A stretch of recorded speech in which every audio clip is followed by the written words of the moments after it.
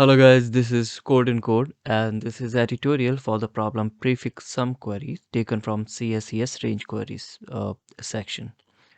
So problem will be solving using segmentary, requires the knowledge of point update and range sum. So the problem statement is quite simple for the problem. Given an array with n integers, your task is to perform two operations. First is update and second is what is the maximum prefix sum of a given range, right? So in update, of course, you'll be given a this is a point update, so you'll given a position and you have to change its value to you, right?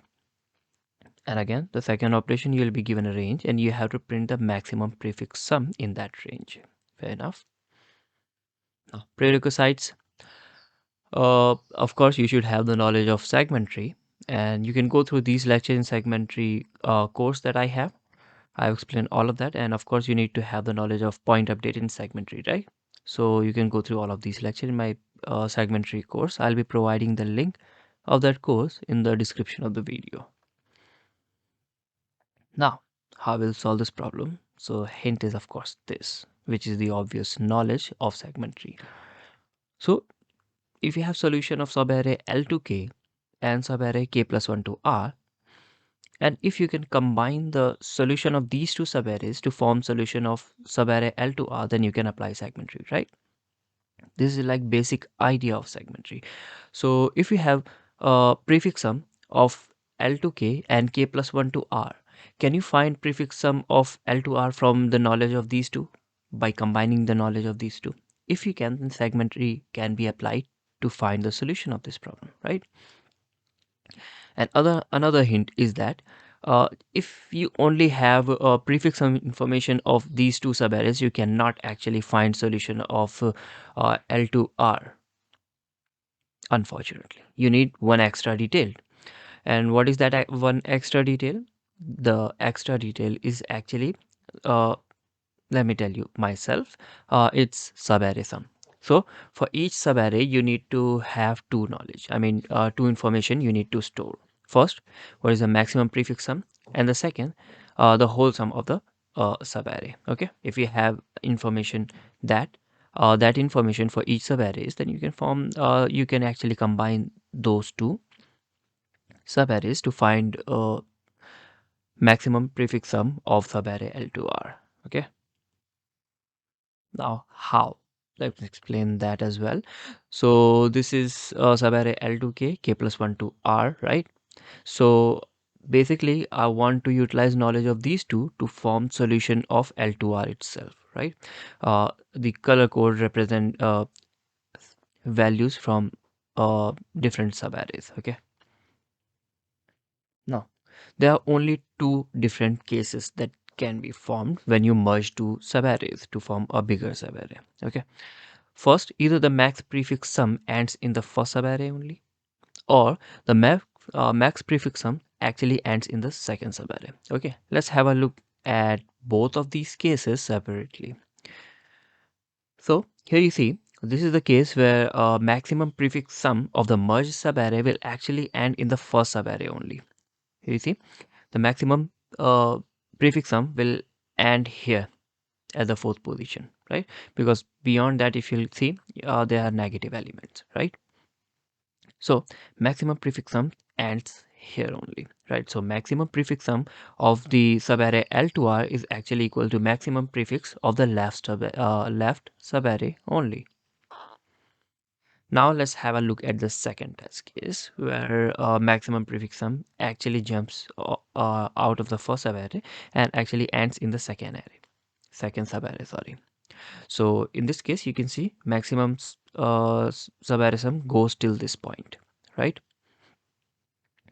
So it is ending in the second subarray. In that case, the maximum prefix sum of subarray L to R is actually sum of the left subarray. You need the whole sum of this left subarray, right? And that is why I was telling you that you actually need sum of sum of each subarray also. So this needs sum of left subarray plus maximum prefix of right subarray, right? So this is these are the two cases.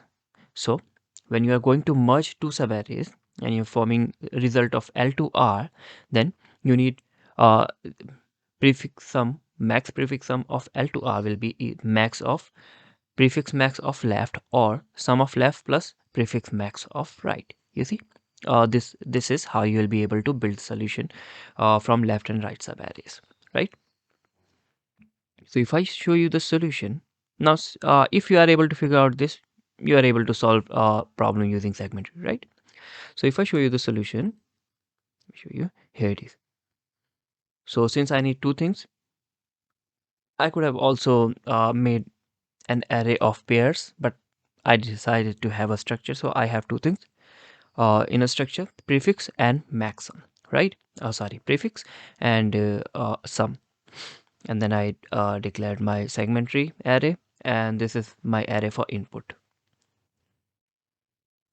Now in the build, what I'm doing, this is segment index, this is segment start, and this is segment end, right? If segment start is equals to segment end, that means we are only talking about a subarray having one element. Then prefix and sum will be equal to the element itself, right? Otherwise, calculate made, build the left subtree, build the right subtree, right? And after that, simply merge the result of left and right to form the result of current subarray, right? So here you see merge result. What it does, sum of the let's go back, sum of this subarray will be sum of this and this, right?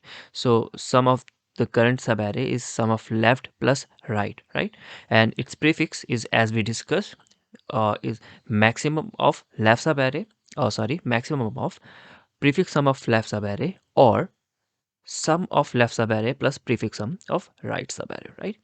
We do that here. Why did I made this function? Because the exact operation is being done in update also. So instead of writing the whole code again and again in both functions, I decided to have a different function and simply call that, right? Now in update, what you'll do, you have segment index, segment star, segment end, query index, basically the index that you want to update and the value that you want to update. So of course, if the qi is out of the range, simply return, right? Otherwise, if this is the point where segment index which we need to update, then what you will do, sum and prefix sum, of course, or array index, of course, will be updated to the new value, right? And you will return. If this is not the case, that means it is not the subarray that we want to update. This is not the element that we want to update. You have to go either the left or the right subarray contains that element, right? How point update works. So instead of making if else conditions, what I did, I made update call to both of the subarrays, right?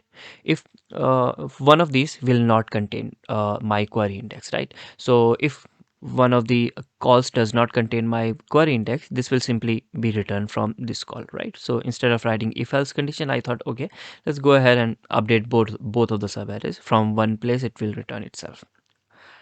And after that, if you have since after making update calls, one of the subarrays will change, right? So you need to calculate the uh, you need to basically recalculate result of current subarray. So that's why I've called merge result again. This is how point update works, right? And how you'll calculate max profit for that, again, we need you remember how range sum works, right? You make you have certain L and R range.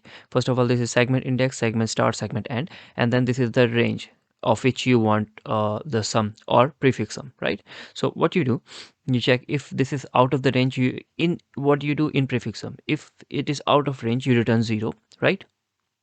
Or what you do, most of the time what happens, you have to make call to the left subarray and the right subarray, and you merge the result, right? So since to merge our result, what we need two things, right? uh, Prefix and sum, and that's why instead of returning only prefix sum for each subarray, you need to return the whole node so that you can merge the result, right? And that's how you build your result in segment tree. Even in the prefix sum, you need prefix sum of left and the right, right? And then you merge the result overall, right? And in this case, to merge the result, I need information about both of the things. That's why I'm returning a node instead of a single integer, right? So if this is, if this subarray, this is actually outside my query range, I'll simply return a node with prefix and sum 0, right? Now, otherwise, if segment start to segment end, this actually lies completely inside my query range. In that case, I'll directly return whatever is the result of this segment, right? That means segment, basically the node from the segment tree. Otherwise, of course, you will calculate mid, and then you will make recursive calls to left and the right subtree, and then you will merge the result. To merge the result, again, you have to do the exact same thing.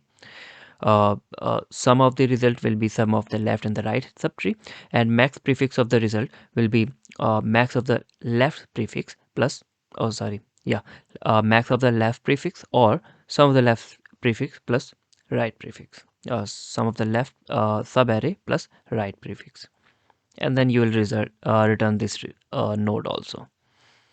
So this is how the result goes, right? So main function is simple enough. N and Q you are reading, and after that you are reading n integers. After that you are building the segment tree, and then you are processing Q queries. So query code can either be 1 or 2. If it is 1, it is update, so we are performing update. Otherwise, if it is 2, we are calling the function max profit.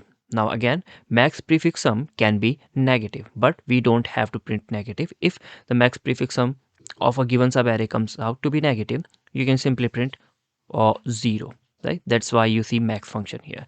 If the max prefix sum comes out to be negative, then I'll print 0, right? So yeah, this is how the solution works. So if of course I'll be providing this in the code in the description of the video. So yeah, this is how you solve prefix sum queries using segment tree and point update. So this was all for this lecture. Thank you guys for watching. Until the next video drops, keep coding. Thank you.